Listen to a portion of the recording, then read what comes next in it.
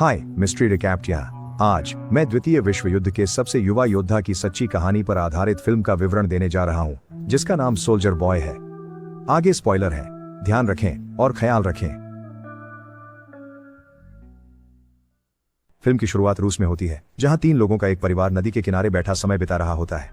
उनमें सबसे छोटा सर्गेई इलियाश्कोव अपने बड़े भाई और मां से पेड़ के ऊपर चढ़ने की अपनी उपलब्धि का गर्व से वर्णन कर रहा होता है। तभी अचानक जर्मन लड़ाकू विमान ऊपर से उड़ान भरते हैं। मां अपने बच्चों से कहती है कि जल्दी से झाड़ियों में छुप जाएं, लेकिन 6 साल का बच्चा दावा करता है कि उसे डर नहीं लगता और गुलेल से जेट पर वार करता है।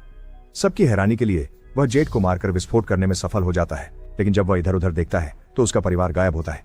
सर्गेई डरकर सपना से जागता है और अपनी मां को पुकारता है। तभी कोई उसके दरवाजे पर दस्तक देता है। यह समझकर कि यह उसकी मां है, वह उसकी ओर दौड़ता है, लेकिन एक पड़ोसी महिला घबराते हुए अंदर आती है। वह धन्यवाद करती है भगवान का कि उसने उसे जीवित रखा और उसे सूचित करती है कि उसकी मां और भाई मर गए हैं। छोटा लड़का यह नहीं समझ पा रहा है कि वह क्या कह रही है और अपनी मां का इंतजार करने के लिए घर में रुकना चाहता है। महिला उसे बताती है कि जर्मनों ने उन पर हमला किया है और उसे चाहिए कि वह। तभी कुछ सैनिक उनके घर के पास आते हैं। वह महिला सर्गेई को खिड़की से बाहर भागने के लिए कहती है, लेकिन वह उसके साथ शामिल होने से पहले मारी जाती है। अब छोटा 6 साल का बच्चा अपने आप है, बिना परिवार और दोस्तों के। जैसे ही सर्गेई घर से भागता है, वह अपने पूरे पड़ोस को पीछे जलते हुए देखता है। वह व्यर्थ में अपनी मां को पुकारता है और वहां से भाग जाता है।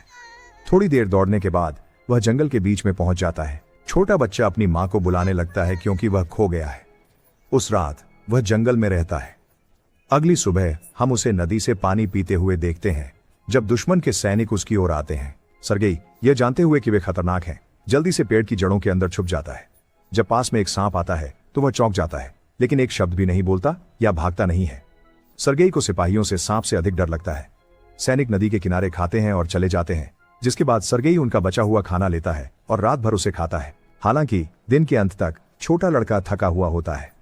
उसने 2 दिनों से सही भोजन नहीं किया है और बिना गंतव्य के चल रहा है। वह लंगड़ाते हुए गिर जाता है, लेकिन चलना बंद नहीं करता। रास्ते में वह जंगली जामुन देखता है और उन्हें खा लेता है, लेकिन तभी उसके पीछे एक विस्फोट होता है, जिससे वह चौंक जाता है। लड़के को चक्कर आने लगते हैं और उसे ऐसा लगता है जैसे कोई उसके पीछे आ रहा हो। हालांकि ऐसी परिस्थितियों में भी वह बहादुरी से खड़ा होकर व्यक्ति से कहता है कि उसके पास राइफल है और वह नहीं डरता। वह लंगड़ाता हुआ आगे बढ़ता है, लेकिन कुछ देर बाद बेहोश होकर गिर जाता है। जब वह सो रहा होता है तो 2 सैनिक उसके पास आते हैं। दृश्य कट जाता है रूसी सेना के बेस पर, जहां कमांडर कुजनेत्सोव अपने गश्ती सैनिकों का इंतजार कर रहे हैं। वे घायल और कमजोर छोटे बच्चे को लेकर आते हैं। जब सैनिक दावा करते हैं कि वे उसके साथ हैं, तो छोटा लड़का खुल जाता है और खुद का परिचय देता है। जब बच्चा कमांडर से हाथ मिलाता है और सुझाव देता है कि उन्हें भी अपना परिचय देना चाहिए, तो सैनिक हंसते हैं। सैनिक छोटे बच्चे के साथ स्नेह महसूस करते हैं और उसे घेर लेते हैं।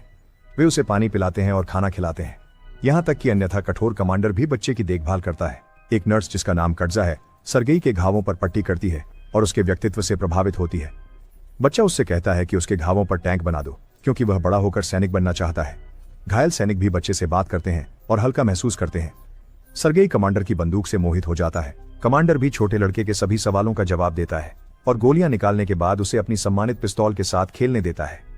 सर्गेई उसे अपने पेट पर बना टैंक दिखाता है और खुद को सैनिक होने पर गर्व करता है। लड़का बहुत तेजी से ठीक हो रहा है। नर्स कात्या कमांडर से लड़के को बटालियन के साथ रहने देने के लिए कहती है, लेकिन वह असहमत होते हैं, यह दावा करते हुए कि यह सुरक्षित नहीं होगा। वह सर्गेई को एक अनाथालय भेजना चाहते हैं। सैनिक अपना सारा खाली समय सर्गेई के साथ बिताते हैं। दिन भर में कई लोग उससे मिलने आते हैं। वे उसे भोजन लाते हैं जो उनके परिवारों द्वारा दूर से भेजा गया है, और उसे अपने दूरबीन के साथ खेलने भी देते हैं। एक दिन एक सैनिक कमांडर के पास जाकर उसे अनुरोध करता है कि लड़के को बटालियन के साथ रहने दिया जाए। सैनिकों का बच्चे के साथ गहरा जुड़ाव हो गया है और वे उसे अपना मानते हैं। उसकी उपस्थिति युद्ध के बोझ को उनके सीने से हल्का कर देती है। हालांकि कमांडर लड़के को उसकी सुरक्षा के लिए अनाथालय भेजने पर अड़ा हुआ है। अगले दिन दुश्मन हमला करते हैं और कई सैनिक घायल होते हैं। एक वाहन सर्गेई को अनाथालय ले जाने के लिए आता है। कमांडर बच्चे को यह खबर देता है और उसे एक लकड़ी की मानद पिस्तौल तोहफे के रूप में देता है। लड़डिच का बदले में लड़का उसे गले लगाता है, दावा करता है कि उसे कमांडर की सुरक्षा की चिंता है। कमांडर उसके आलिंगन में पिघल जाता है और अपना निर्णय बदल देता है। वह सर्गेई से सैनिकों के साथ अपने बेटे के रूप में रहने का अनुरोध करता है। उस रात सैनिक छोटे सैनिक के कपड़े छोटे लड़के के लिए ढूंढते हैं। वे सर्गेई को अपने साथ रखने के लिए बहुत प्रसन्न होते हैं। कमांडर सर्गेई को जगाता है और उसे कपड़े देता है। वह उन्हें पहनता है और इधर उधर दौड़ता है, बिल्कुल एक असली सैनिक की तरह दिखता है। बाकी लोग उसे अपना छोटा सैनिक लड़का कहने लगते हैं। जैसे ही बच्चा दौड़ता है, जर्मनों ने बटालियन पर हवाई हमला शुरू कर दिया। सिपाही जल्दी से सर्गेई को सुरक्षित स्थान पर ले जाते हैं और दूसरों से लड़ते हैं। घायल सैनिकों की संख्या तेजी से बढ़ती है। सर्गेई खुद को उपयोगी बनाना चाहता है इसलिए वह प्यासे सैनिकों को पानी लाता है। उनमें से एक उससे उसके परिवार द्वारा भेजा गया पत्र पढ़ने के लिए कहता है, क्योंकि उसकी आंखों पर पट्टी बंधी होती है। छोटा लड़का मदद करना चाहता है, लेकिन उसे पढ़ना नहीं आता। वह पत्र ले लेता है और उसमें लिखी बातों को गढ़ना शुरू कर देता है, यह दावा करते हुए कि उस सैनिक की गाय घर पर सुरक्षित है। जब सैनिक कहता है कि उसके पास गाय नहीं है, तो अन्य लोग उसे कहानी के साथ चलने के लिए कहते हैं और वह उसी अंदाज में सबके पत्र पढ़ता है और उनका उत्साह बढ़ाता है। आगामी दृश्य में हम कात्या और कमांडर को बातें करते हुए देखते हैं। दोनों एक दूसरे की ओर आकर्षित लगते हैं, लेकिन अपनी भावनाओं को स्वीकार नहीं करते।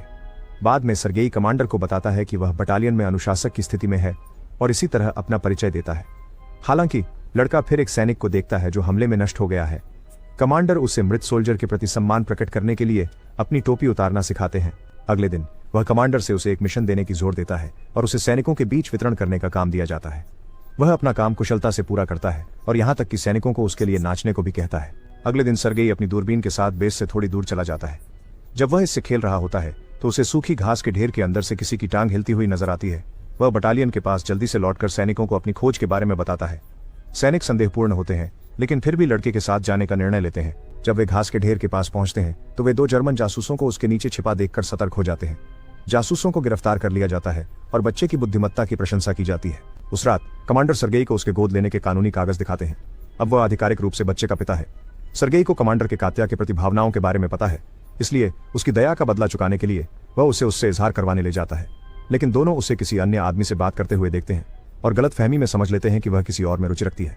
बेस पर जर्मनों का दोबारा हमला होता है। इस बार सर्गेई पूरी ताकत से सैनिकों की मदद करता है, अग्रिम पंक्ति में सैनिकों को गोला बारूद की आपूर्ति करके। लेकिन वहां के सैनिक उसे वापस शेड में जाने का आदेश देते हैं, क्योंकि बाहर बहुत खतरनाक है।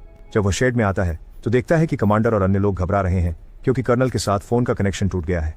तार ठीक करने के लिए एक सैनिक को भेजा जाता है। सर्गेई उस सैनिक के पीछे जाता है और देखता है कि उसे गंभीर चोट लगी है।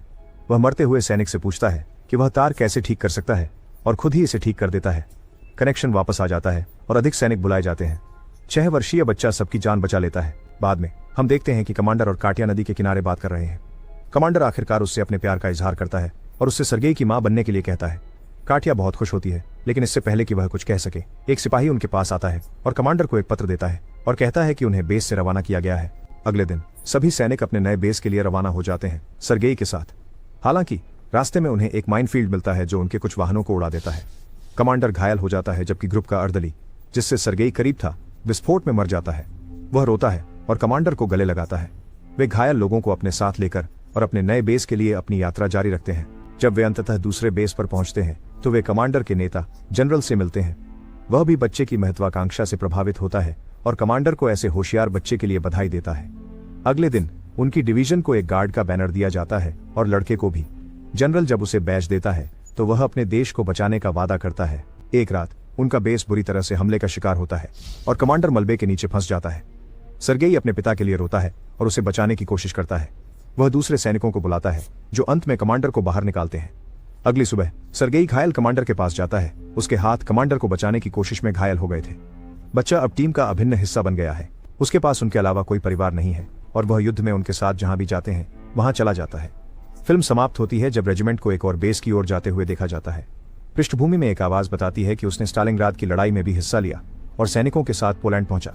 वर्तमान में वह दुनिया का सबसे युवा सैनिक माना जाता है और उसकी बहादुरी की प्रसिद्ध कहानी अब पूरी दुनिया सुन रही है। ऐसे और वीडियो के लिए सब्सक्राइब करें।